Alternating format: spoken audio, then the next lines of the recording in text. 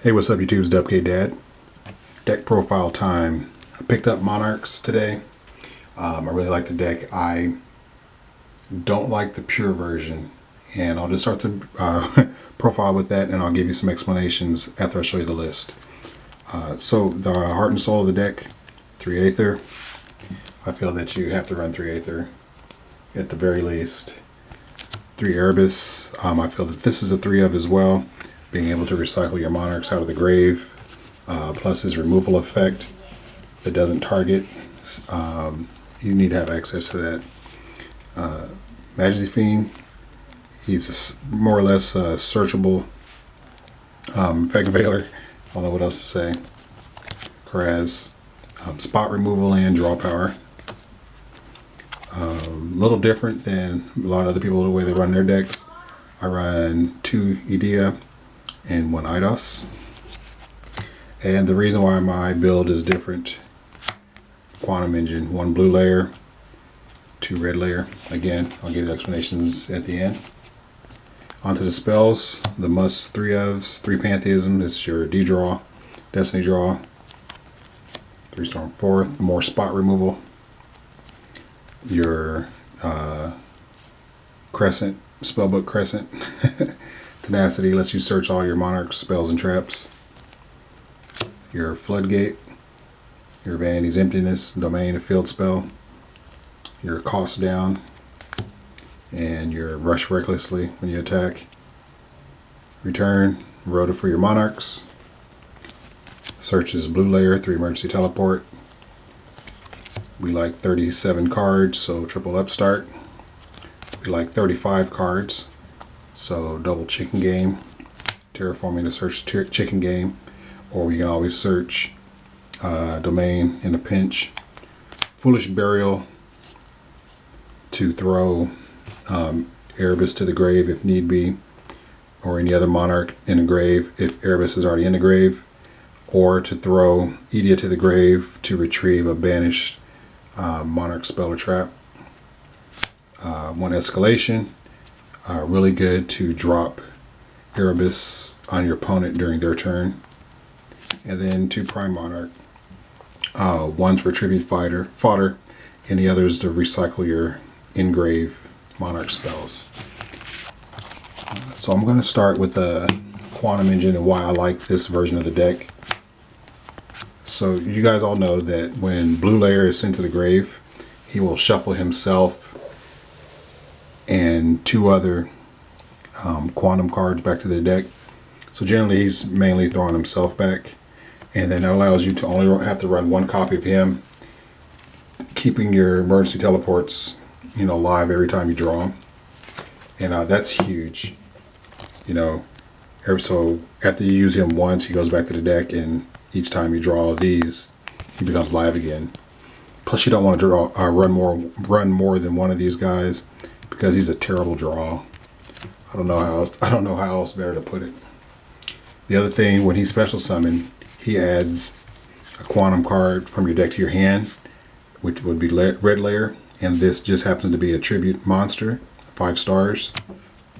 And the reason why this is so good, because if you start with return and emergency teleport, and in an otherwise brick hand, this unbricks your hand. It gets you to your Monarchs, allows you to get going. So you would emergency teleport, activate return, tribute for quantum, search your Monarch, shuffle this back to the deck, and now your main target for return would be Aether, because she searches all your other guys. She brings the other guys back to the field, and she's more or less the best one of the new Monarchs. And the other good thing about this is he works with Dominion, since it is a tribute summon monster. And if they can't get over red layer, then it's just as easy as tributing Aether for it, if you don't have this field spell or not, because since this was tribute summon, you can use this as the single tribute, since part of her effect allows you to tribute summon using 1 tribute summon monster. So, you know, it's a little bit of synergy going on there. And, you know, if your return lives, you get you get another search. You get to bring a monarch to the field. The reason why I run doubles, because a lot of people only run one return since it is recyclable.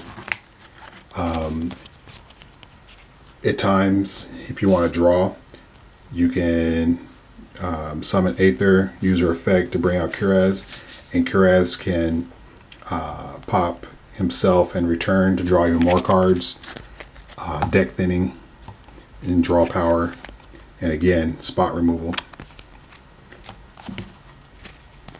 I'm only running the 2 Edia and the single Eidos. I don't know if you guys have been watching the different tournament ports from around the country, around the world really.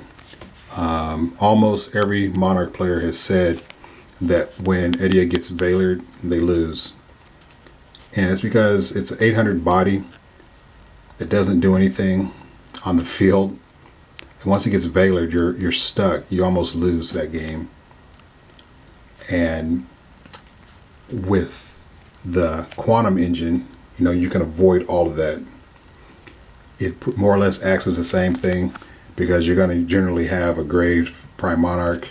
You could easily search Stormforth, so you don't have to really worry about those issues. And again, you know, when you normal summon, you want to use your normal summon on a Monarch. If this gets Veilered, you won't have the opportunity to have your tribute summon, because Eidos will be stuck in the deck. And that, I just feel that that's too important. Majesty Fiend, I'm only running 2. There's a lot of people running 3. They say it's an auto win against Kozmo. I say it's a win against Kozmo if they don't have Cosmojo or any other way to clear this. Same with Burning Abyss. It's only as good as their back row. So if they have no back row, then this is good. If they have no live back row, this is really good. Well, that's my deck, guys. Let me know what you think. If you have any questions or any thoughts, just leave a comment down below. As my deck evolves, I'll give you more information, and I'll be working on the side deck for it. I plan on going back to local tournaments here pretty soon, since I've got a new deck, and I'll let you know how that all goes and to keep you informed. This is dubkdadone, and I'm out.